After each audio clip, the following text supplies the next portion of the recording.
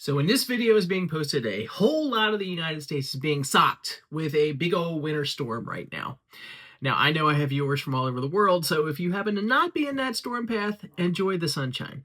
But no matter where you are and no matter where the snow, I want to encourage you to take 6 easy steps that do not require you to be on camera that can actually be big improvements for your channel. So hey, stay in your favorite fleece or in your cozy pajamas. Just go through these things with me, and I think you can make a big difference even in an hour's worth of time. Hey, if we haven't met, I'm Diane. I'm in my mid-50s, and I started this YouTube channel to help my fellow folks who are over the age of 40 to have more opportunities for impact and to hopefully increase their income while they're doing that. And truly, one of the best ways to do that is with a YouTube channel. So here's the truth that I think a lot of beginning and growing YouTube creators can easily forget because we feel like everything about YouTube is being on camera. But some of the biggest aspects of maintaining and then growing a channel are done with the things that we do in the background. It's that kind of boring stuff that makes the algorithm and the viewers trust us more. So let's get into these 6 real but measurable improvements that can help you to get more clicks on your videos, more watch time, more subscribers. And this is all using the content that you already have. All right, here's number 1. Take some time to audit similar channels. We're not going to call them competitors, we're going to call them neighbors, and see what's working for them. So sure, this feels obvious. Who doesn't look at channels that are kind of in the same topic as yours and see what they're doing? But we need to make that a more productive exercise, and there's easy ways to do that. So I want you to find 3 to 5, don't do any more than that at this point, 3 to 5 channels that are in a similar topic than yours, but are a little bigger. And that can be, thousands more, or that can be a few hundred more, whatever you feel comfortable with it. You feel like this is a channel that has the same sort of feeling or vibe. So once you have those in place, here's what I want you to do.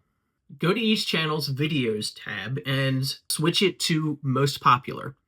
Then really take a look at what their 10 most popular videos are. Now, if they're like a couple years old or older than that, YouTube's changed since the time that those have been up. So maybe put them aside, but find the top 10 most popular videos that are, let's say, in the last year for them. Now is where we start hunting for patterns and what comes up. What topics show up again and again? What kind of titles are on these most popular videos, and how did they phrase them? How did I feel when I look at the thumbnails? What sort of emotions do they trigger? Are there top 10 videos in these sorts of topics? How-tos, lists of how to do something, mistakes I made, things I conquered. Are these videos speaking only to beginners, or are they sort of like intermediate to advanced kind of themes? All of those things can help you to generate ideas, and it's really helpful that you see what's already working for them and you take the biggest aspects of them and make it work for you too. But here's a part that I think can easily also be ignored, and that's taking that information and looking at the gaps of what's not there. So some examples of gaps you might see. They have a lot of successful videos that talk about how to start, but you notice that there's a gap in how to restart after you gave up. Their big videos are all talking strategy, but there's nothing that's really instilling the confidence that somebody needs to put that strategy into place. Their big videos are talking about broad topics, but you see that there's a gap of how to take that broad topic and how to do it in 60 minutes, how to do it on a budget, how to do it if you're a complete beginner. Now, the goal should never be to copy anything explicitly. You always have to create your own content and put your own spin on it. But this type of exercise helps you to kind of like reverse engineer what's working. You can see what the market, the YouTube viewership, is already proving that it wants on these channels that are similar to yours. So you can take that content and put your own spin on it. And you can also take that content and say, here's my particular gap that I'm filling here that hopefully more people will be drawn to. So here's your big win with this. Write down a quick list of 10 videos people already want in my niche. And then jot down some notes on them of what particular twist you can put on them, and then go make them. Not today. You're not on camera today. Hey, I'm heading out to do a little shoveling. But I want to take an opportunity and just tell you that I think a lot about all the ways that you can earn money with a YouTube channel, far beyond just the YouTube monetization program. I put together an ebook that describes in depth about many of these ways, and I really talk about a lot of the niches that I know my viewers are participating in, and I give you ideas about how to incorporate that. If 2026 is a year that you want to build a YouTube channel that you can earn money from, I think it could be a helpful resource for you. I have a QR code on the screen that if you're watching on a TV, it's very easy for you to just nab that and take a look at it from there, or have it listed below in the description too. I really think it's got some good ideas for you, and I hope you take a look. Number 2, we're going to really improve our playlists. If you want more watch time without creating a single other video, the easiest way to do that is to get people to watch in sequence by watching a playlist. This one is where I know I need to put in the work. During this snowstorm, I will be sitting down and working on making my playlists better and starting some new ones because I want people to find one video and then easily go into a next one by the playlist that I define. So let's talk about how you can do it. Playlists aren't just organization, they're actually engineering watch time for your viewers. Now, here is YouTube's very strong love language. Have people watch and then have them keep watching. Length of time that people are on the platform helps them to be able to show more ads. So of course, anytime someone watches one of your single videos and then goes right into another one, YouTube takes note and they want to send more people your way because you are providing greater watch time on the platform. That means we want to make it as effortless as possible for someone to watch a next video. The easiest playlist for you to create is one where your brand new viewers are coming in and you want to give them an easy on-ramp of, here's the ones I want you to start with. So let's make a start here playlist and put 3 to 5 videos on it. These are videos that are going to be clear and very beginner friendly.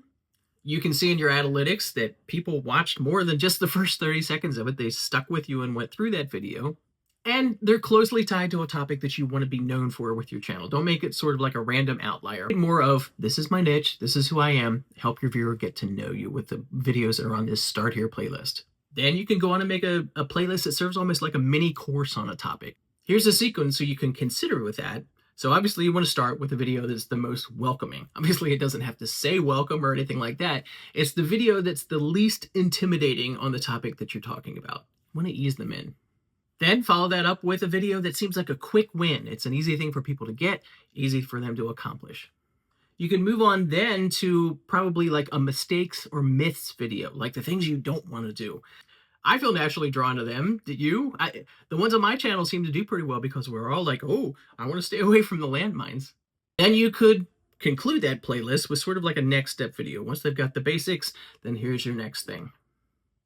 You may not have all these videos in place now, I understand that, but these sort of help to have in our head of the things we want to guide us as we're coming up with channel topics.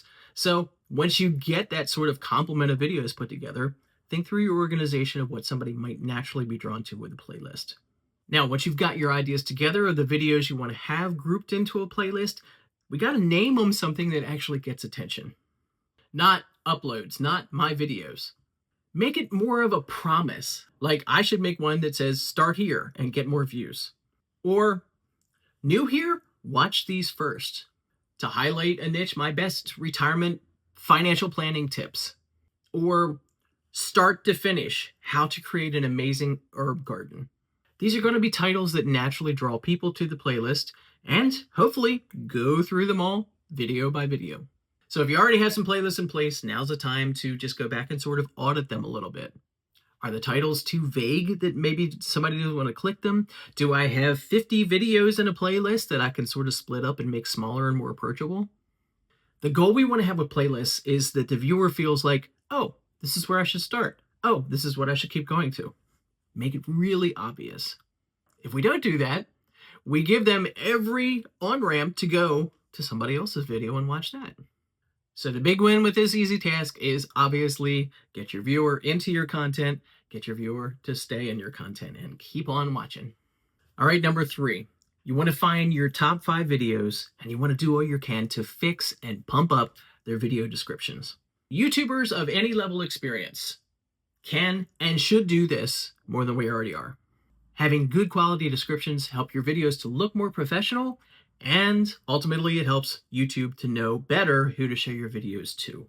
I see so many beginners just kind of treating the description like it's an afterthought. They'll throw in a couple words or a sentence and feel like, of course, my video is the main thing. Nobody's going to read this. Even if nobody does read it, we have to put the information in there to help the algorithm have the sense of what the video is about and who to push it out to. Yes, AI is gauging through the video itself to do that, but why do we not want to give it as much fodder as possible to know what to do with it? So let's take some of the videos you already have, the ones that are already getting good traction, and get them to do even better. So find those top 5 videos, and that could be any viewer level. If it has 30 views, if it has 300 views, if it has 3,000 views, it doesn't matter. The top 5 for your channel. Now I want you to think about 4 simple upgrades you can make to the descriptions on all these videos. Think about each one of those videos from the perspective of a brand new viewer. They're landing on your video, and internally they're thinking, is this video for me? So write a little description that'll talk about what they'll get from it, what they'll learn from it. Make it clear and friendly and human. You're always writing to attract the viewer. Just write a 1-sentence description of what your video is about and what you think the viewer is able to get from it. You always have to communicate from their perspective, not just like, it's obvious what it's about. Give them every reason to click. Then move on to thinking of some natural keywords that people might be searching for to find the video that you're talking about. And then write a couple sentences that includes them. Now, let me emphasize, I don't always put all those sentences up at the top of my description. Sometimes I'll put them far down because this is the aspect that is much more to appeal to the algorithm more than it is to the viewer. So again, keywords are what people might be already typing in to find videos on the topic that yours is about. Let me put an example up on the screen for you. If your niche is health and wellness over 60, here's what you might put in. In this video, I'm sharing simple ways to stay healthy after 60. That's a keyword. Including low-impact workouts for seniors. Another keyword. You're going to see a theme here. Balance exercises to help prevent falls. And easy, healthy habits you can start this week. Use what fits for your video. Don't force it. Then take that extra step to add in the important links. They might be affiliate products that you have the links to, that if they purchase that when they're watching your video, you get a commission from it. It could just be a link to, I would really love you to subscribe to my channel. Or there's always value in, here's a great video to watch next. Then you add the link to that. Or leave me a comment and let me know what you're working on and help to establish the rapport with the people that are watching and develop a community around your channel. All of this seems basic, but it works, and our descriptions need that kind of meat in them. Now, here's an optional bonus for when you have a little bit more time. And I'm going to encourage you to put timestamps in your video. If your video is more than like 3 or 4 minutes long, there's no downside to including them.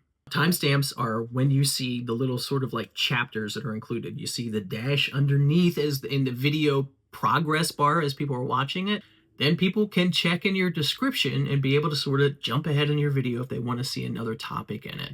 Having that option for them just simply keeps them on longer. In a recent video I explained all about how to actually put timestamps in and how to go through the process of it. This is the one you want to look for, and I'll have it linked down in my description below.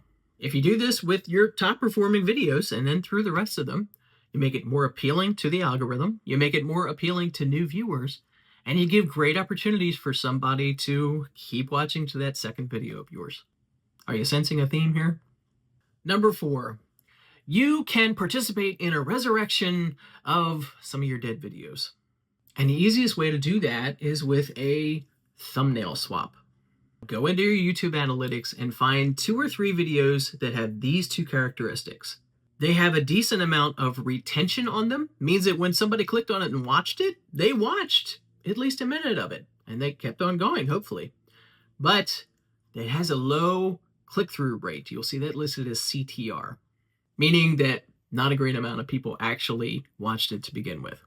When people aren't watching, it often means the packaging is weak. And when I say packaging, I mean generally thumbnail and title. When people are scrolling, you have the tiniest window of time to capture somebody's attention and give them the inclination of, I want to click this, I want to play this, I want to watch this. The 2 most important factors in making that happen is a good title and a strong attention-getting thumbnail. So here's our easy mission on this day when you're not getting on camera. Let's fix some of these thumbnails. I know there's a lot of programs you can use. I use Canva to create my thumbnails, and you can do a whole lot of stuff with thumbnails, especially using some of the templates they have, all with their free version if you want. You can do all this even if you feel like you're not good at design. One of the major ways you can make an improvement in your thumbnail is to make them not cluttered. Here's an easy rule to live by to have thumbnails that I think are the most click capturing.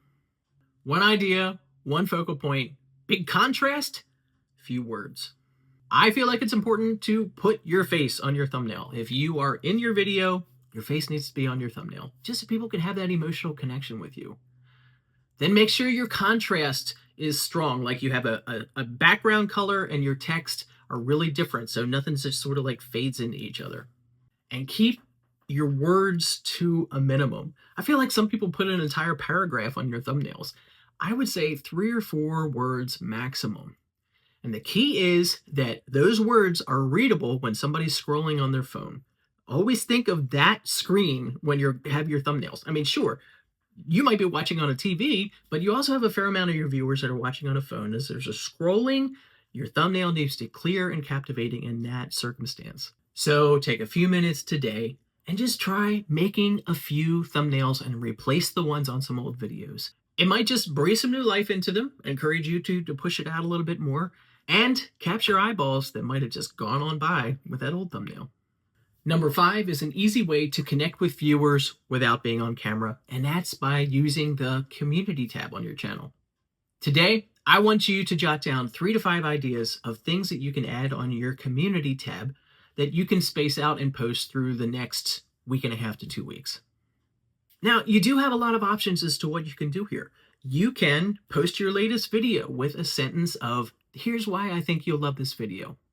I see so many people use polls on community tabs. And honestly, when I put a poll up, I think they're one of the most traffic generating posts that I do on there. You can do a poll on what's your biggest struggle right now that appeals to the viewers who are interested in the niche that your channel's about. You can put 3 choices on it, and then if the choice isn't on there, people will leave a comment with, here's what it is, but you didn't have it on the list. You can do a poll of which thumbnail is better for this and put them both on there and give people a chance to vote on it before you even post the video or one that you want to do to redo the thumbnail that's on there now. You could put up a text post with some simple questions regarding your niche and then say, what's the video you would like to see next from me that would help you the most? Or you could just do a quick tip, like a sentence of value, or make an image that has that on there too. All these things can help your viewer. It can keep your name and face in front of them, even if you're not putting a new video out that day. And it gives you so much insight as to what your next videos could be about, because you're hearing straight from your potential audience who would be the most likely to watch it when your video is done and posted. It's a super easy way to conduct market research for your channel. Now, number 6 is probably the least glamorous on the list, but the most important. And that's write out what you want your next video to be about. The biggest growth potential for your channel is always going to be new content. Sure, the things I'm talking about here will be nice additions to it and will bring some improvement, but you gotta keep making videos. So take some quiet time today and think about what your next video is going to be about, and write down the 3 or 4 top points that you want to do in it. Think of a story that you want to tell that goes along with that and just write that down so you don't forget. Think about what a strong attention-getting hook would be in it. Think about what you want to have at the end of encouraging somebody to do next. And I will often do this content brainstorming with ChatGPT to help me. I'll write down all the stuff that we talked about there, the main topics, the stories, the hook, and just put it in ChatGPT and say, help me to organize this. Give me 3 more strong attention-getting hook ideas for this script. How I use something like ChatGPT for this helps me to come up with a lot of good ideas. Maybe not for that particular video, but also for future ones too. I do have a video here about how I use ChatGPT for my videos, where I go much deeper into how I do all that. So in this quiet day where you still might be in your pajamas and have no intention of getting on camera, the most important thing you can do is to plan ahead and get things ready to have that next video ready to roll when you're all gussied up and ready to go. Okay, there you have it. 6 easy ways to improve your channel that you don't have to get on camera for. I want you to leave me a comment about the ones that you either did already or you're going to do today. It's a great sense of accountability, and it encourages other people who are leaving comments to see what's doable for them. Hey, if you're digging out after the snowstorm, I hope things go quickly for you and that you and your loved ones remain safe. I want you to hold me accountable and go look at my playlists right now and see if I did a better job of organizing them. Hey, if you've not yet subscribed, would you just take a moment to do so? I'd love to be able to stay in touch as we keep talking about these things. Thanks so much for watching. Interestingly, YouTube thinks that this is the video that you will like the most when you watch it next.